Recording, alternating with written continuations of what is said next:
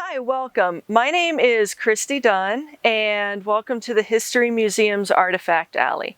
I'm the registrar here at the History Museum, and I oversee our 3D permanent collection, which comprises of about 350,000 items out of our 500,000 item collection here at the History Museum. Today I wanted to take you through some of the most popular items that we have in the collection. And those items are something that some people really love and collect, and other people are sometimes uncomfortable with, and those are dolls. You might be wondering, why dolls? Well, dolls are, first of all, very pretty. A lot of people love having them as decorations in their homes. Children play with them. You know, they're sort of major conversational pieces. But also, dolls, among the other artifacts that we collect, they tell us a lot of things that most people don't realize. Some of the things that a doll you might be able to analyze from a doll is, fashion of the time, for the year that the doll represents. What kind of clothing is it wearing? And is that an accurate representation of the time period? Another item would be the materials that the doll's made of. So you look at the doll and the year it was made and the materials, and that will actually tell you something about the time period and the most popular materials, what was available, and the cost of the doll mixed with what it's made of would give you an idea of the cost of materials and what sort of people would have that doll. Third, dolls represent a lot of times the people that make the dolls. So whether it's by the outfit that the doll is wearing, or the skin tone, or any number of things, a doll is often made to represent a person. And oftentimes they are sort of like a cover photo. Picture the picture that you might have on your Facebook profile or your Instagram. You want it to represent you. And a doll will do that. And even nowadays, dolls do that, but especially 50, 100, 500 years ago, they did that. So today I'm going to start off with showing you a very well-known collector doll. And you might wonder why I have these amazing purple gloves on my hand. And part of it's because I love purple and it pretty well goes with my outfit. But really, here at the museum, we wear what are called nitrile gloves. And these protect our hands and protect the artifacts. You'll notice that there's no powder on them and that materials will easily go off of the gloves. We used to use cotton gloves, but those are good for some artifacts since we handle such a wide range of artifacts here at the History Museum. Cotton gloves run the risk of transfer of oils or powders. These gloves, you can wipe them off, and they keep the oils off of the artifacts. They keep dust from one artifact from going on to the other artifact. So you will see me in every episode of Artifact Alley wearing a pair of these gloves. In 1923, Bertha Alexander and her sisters got together and created Madame Alexander. It is a line of collector's dolls that really focuses, instead of what the doll looks like per se, it focuses a lot on a representation of a specific person and the fashion. The fashion is the big part of the Madame Alexander doll. A lot of the dolls are also, like I said, created to represent a specific person. Now we have fictional characters like Rhett Butler, Romeo and Juliet, characters like that, but also we have historical figures. The History Museum has the majority of the collection of first wives, which are the wives of the presidents of the United States. Here we have the doll of Florence Harding, who was the wife of President Harding.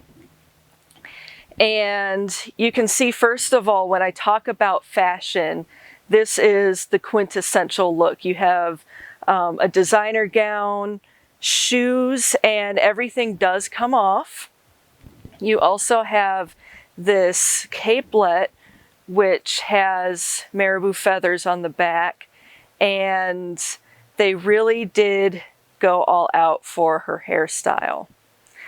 Now, when you're looking at dolls, doll collectors have a few tricks for identifying them.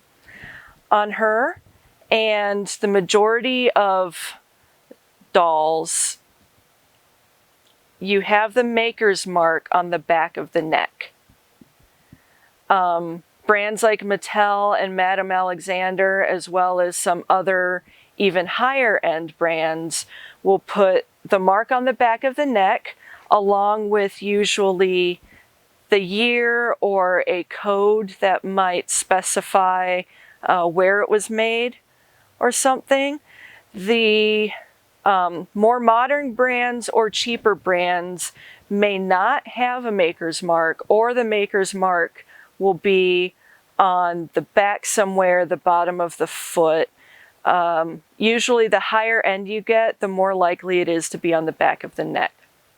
Another interesting fact with this is if you see the location, I had mentioned you might see a location on the back of the neck.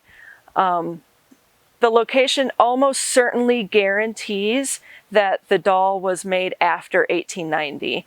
In 1890, the McKinley Tariff Act took effect, and that basically meant that any items coming into the United States had to have a mark as to where they were made. So we use that not only for dolls, but to help date some types of china, sometimes clothing, toys, anything you have a maker's mark on. Sometimes before 1890, they would have a location, but most of the time it means it was manufactured after 1890 and came to the United States.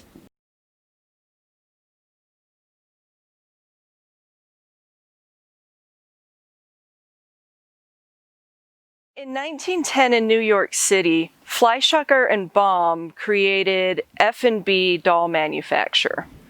This right here is an F&B doll, and the reason they were so popular was they were created as the first ever appropriately portioned baby doll. So it really has a lot of heft to it, a lot of weight, and the size really does make it look like a young child. The importance of having an F&B doll in the History Museum's collection is very interesting. Along with just what dolls tell us, there are oftentimes other stories associated with dolls and other artifacts. You get into the nitty-gritty personal stories. And this is one that takes place many years ago in LaPorte County, Indiana. A woman named Hazel McNally was on trial for the murder of her 2 children. Now, that sounds like a cut and dry, horrible story. But what really happened was that she claimed she was unable to conceive children. And her husband knew this, but he really wanted to be a father. So she went through a pregnancy, and her neighbors saw her pushing around a baby carriage with 2 children in it. And then all of a sudden the children disappeared, and the parents, Mr. and Mrs. McNally, told the neighbors that they had sent the children off to Chicago. Well, no one ever saw the children, and eventually it came out that she was being accused of murdering the children.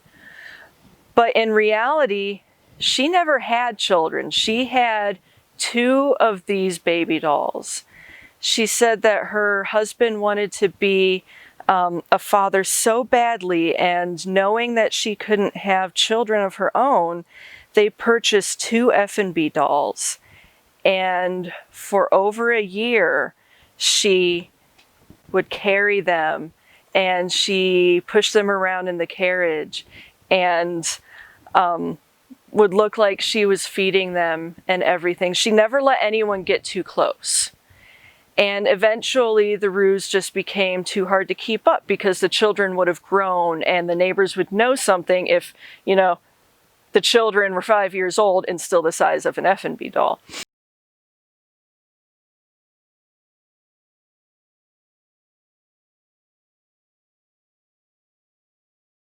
Now, how many of you remember having a Raggedy Ann doll?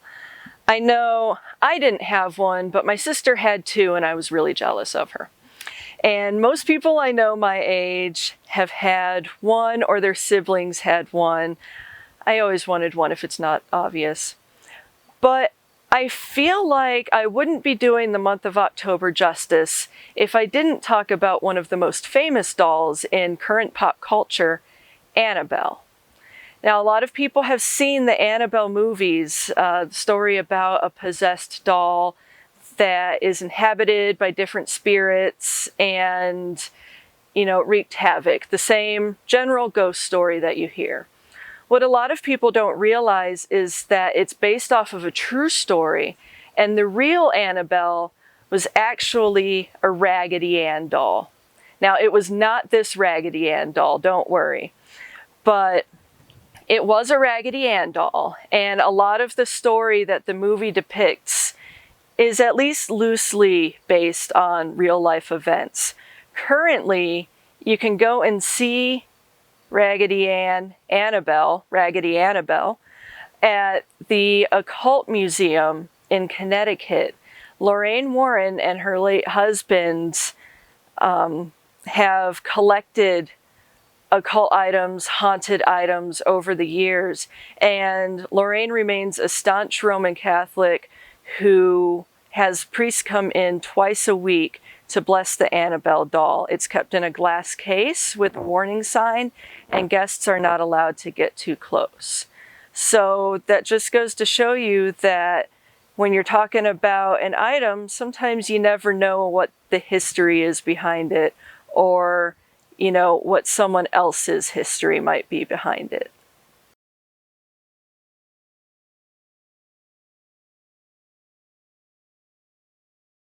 Thank you for joining me for the History Museum's Artifact Alley. I will see you again in a couple of weeks. You won't believe what I have to show you then.